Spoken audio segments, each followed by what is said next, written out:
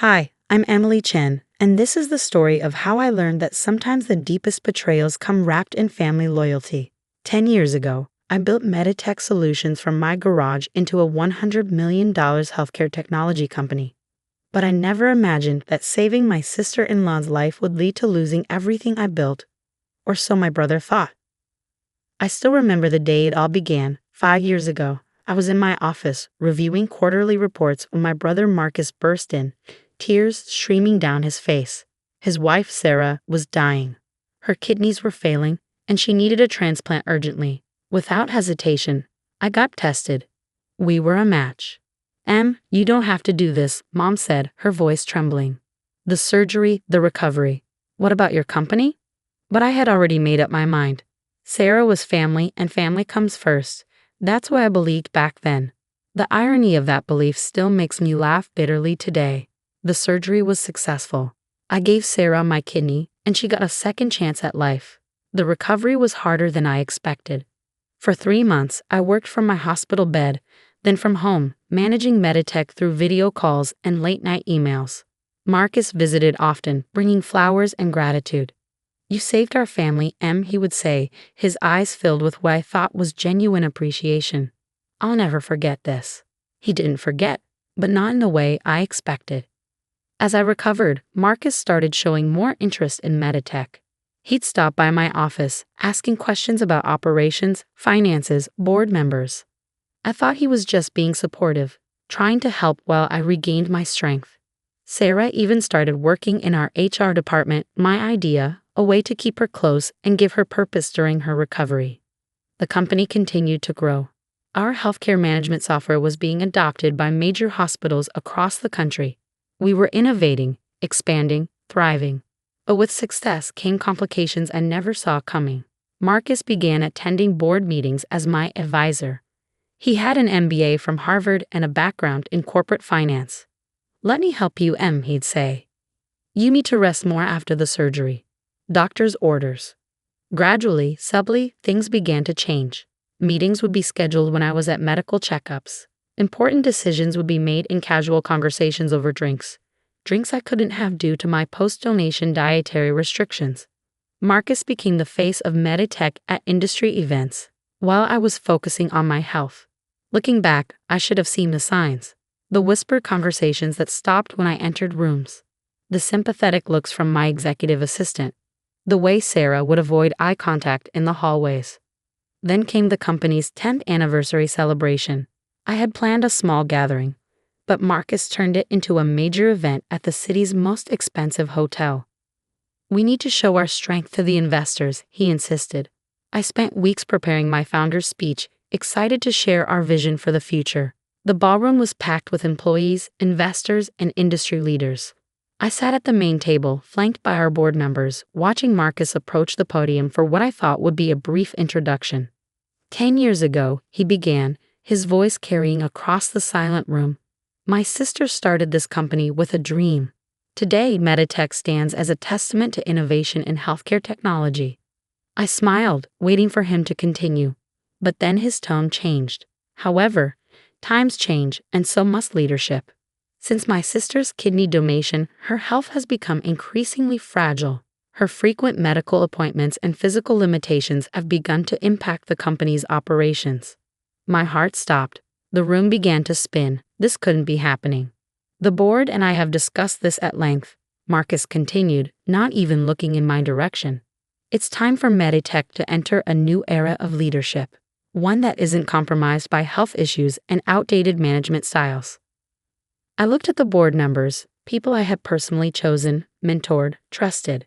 They were all nodding, some even smiling encouragingly at Marcus. "Emily," he turned to me now, his voice dripping with fake concern, "you're too weak to lead now. It's time to step down. Let those of us with the strength and vision take Meditech into the future." The room erupted in murmurs. I sat there, frozen, as Marcus continued his character assassination disguised as concerned brotherhood. Sarah sat beside him, head bowed, wearing the designer watch I had given her as a recovery gift. After all, Marcus's voice cut through my thoughts. What kind of sister would risk the livelihoods of hundreds of employees because of her pride? "Haven't I always looked out for you, Em?" Let me take care of everything, just like you took care of Sarah. I stood up slowly, my chair scraping against the floor. The room fell silent, hundreds of eyes on me. They expected tears, perhaps a scene. Instead, I walked to the podium, placed my prepared speech on it, and said quietly, "Congratulations, Marcus. I hope you know what you're doing." Then I walked out, head held high, leaving behind the whispers and stares. In my car, I finally let out a breath I didn't know I'd been holding. My hand brushed against my surgery scar, a permanent reminder of what I had given and what I had lost. But Marcus had forgotten something crucial, something that would turn his moment of triumph into the biggest mistake of his life. As I drove home, a small smile played on my lips. Tomorrow would be very interesting indeed. After all, I hadn't spent 10 years building a healthcare technology empire without learning a thing or two about protecting what's mine. Marcus was about to learn that sometimes the people you underestimate are the ones you should fear the most. I pulled into my driveway, already formulating my plan. My phone was buzzing with concerned messages from employees, investors, and board members.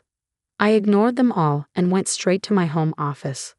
Opening my laptop, I began typing. By dawn, everything would be ready. Marcus thought he had won. But he had no idea what was coming. Sometimes the quietest revenge is the most satisfying. The next morning would bring changes that none of them saw coming, changes that would make them realize exactly how weak I really was. The next morning dawned crisp and clear. I arrived at the office at 6 a.m., well before anyone else would arrive. As I walked through the quiet halls of Meditech's headquarters, I couldn't help but smile at the security cameras tracking my movement. After all, I had personally overseen the installation of every single one. At precisely 9 a.m., Marcus strode through the front doors, Sarah trailing behind him. Both wore expressions of triumph that were about to be wiped clean off their faces. "Emily?" Marcus's voice held a mix of surprise and annoyance. "What are you doing here? I thought after last night you'd have the dignity to stay home and rest." "Oh, I'm feeling quite strong today," I replied, motioning them into the main conference room. "In fact, I've never felt better. We should probably discuss the company's future." "There's nothing to discuss," Marcus snapped, pulling out his phone. "I'm calling security." "I wouldn't do that if I were you," I interrupted, pulling out my tablet. "You see, while you were busy planning your little coup, I was busy too. Tell me, Marcus, did you actually read the company's founding documents, or were you too focused on practicing your speech?" The first hints of uncertainty crept into his expression. "What are you talking about?" I projected a document onto the conference room's main screen. "Let's start with ownership structure. When I founded Meditech, I created a dual-class share system. The publicly traded shares that you and the board have been so focused on. They're Class B shares. Voting rights, yes, but limited control."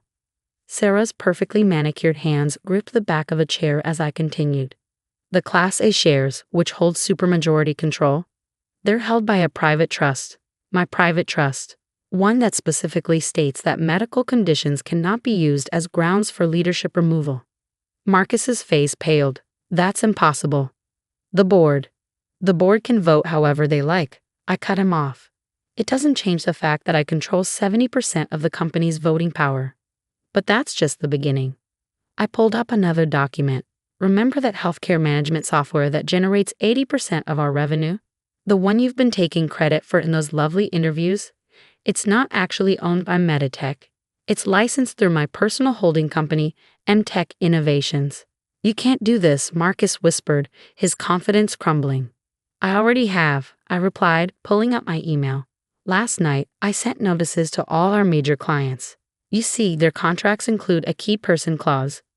Me, if I'm forcibly removed from leadership, they have the right to terminate their contracts without penalty." I showed them my inbox, filled with responses. "Would you like to know how many have already indicated they'll exercise that right? Or should we discuss the fact that our top developers and research team are actually employed through MTech, not Meditech?" Sarah finally spoke, her voice trembling. "Emily, please, think about what you're doing. Think about the family." "Family?" I stood up, lifting my blouse slightly to show my surgery scar. "Like how you thought about family when you sat there silently last night. When you watched your husband try to steal the company I built while using my kidney donation as a weapon." The room fell silent. Through the glass walls, we could see employees gathering, whispers spreading as they checked their emails. Marcus frantically scrolled through his phone, no doubt seeing the company's stock price beginning to plummet as news spread. "You have two options," I continued calmly. "Option 1. I walk away with my intellectual property, my key employees, and my major clients. Meditech becomes an empty shell, and you can explain to the board and shareholders why the company's value dropped to zero overnight."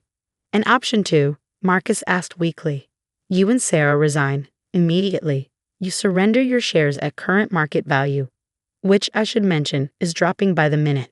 You sign ironclad non-compete agreements and you move far, far away from here.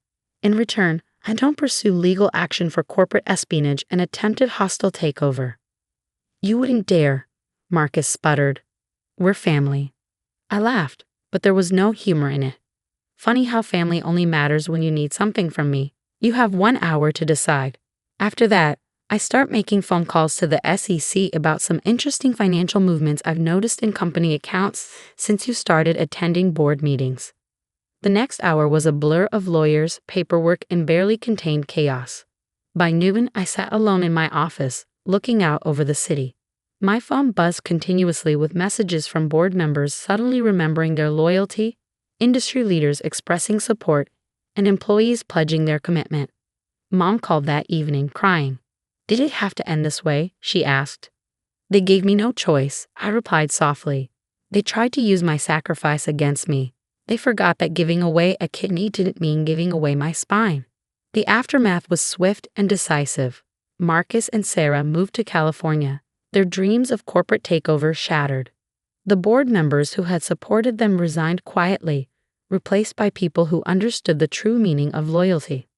Meditech not only survived but thrived. Within a year, our market value had doubled. Our healthcare management software expanded internationally, helping millions of patients. The irony wasn't lost on me. The company they thought was weakened by my medical condition was revolutionizing healthcare technology. Sometimes late at night, I trace the scar on my side and think about family, loyalty, and betrayal. I don't regret donating my kidney. Sarah's life was worth saving regardless of what came after. But I learned that true strength isn't measured by physical health or corporate titles. It's measured by the quiet power of being underestimated and proving everyone wrong. These days, when I attend industry events, I often hear whispers. "That's Emily Chen, the one woe." They never finish the sentence, but they don't have to. My success speaks for itself. Last week, I received an invitation to give a keynote speech at a healthcare technology conference. The topic? Resilience and leadership, finding strength in adversity. I accepted with a smile, already planning my speech. After all, I have quite a story to tell. Marcus sent an email recently, the first contact in 2 years.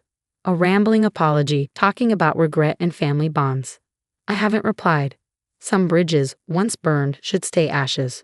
Mom still hopes for reconciliation. Family is family, she says. But I've learned that true family isn't defined by blood or shared history. It's defined by respect, loyalty, and understanding that strength comes in many forms. As I write this from my office, watching the sunset over the city skyline, I think about the journey that brought me here. The surgery scar has faded, but the lessons remain. Never underestimate the quiet ones, never mistake kindness for weakness, and never ever try to steal from someone who gave you their kidney.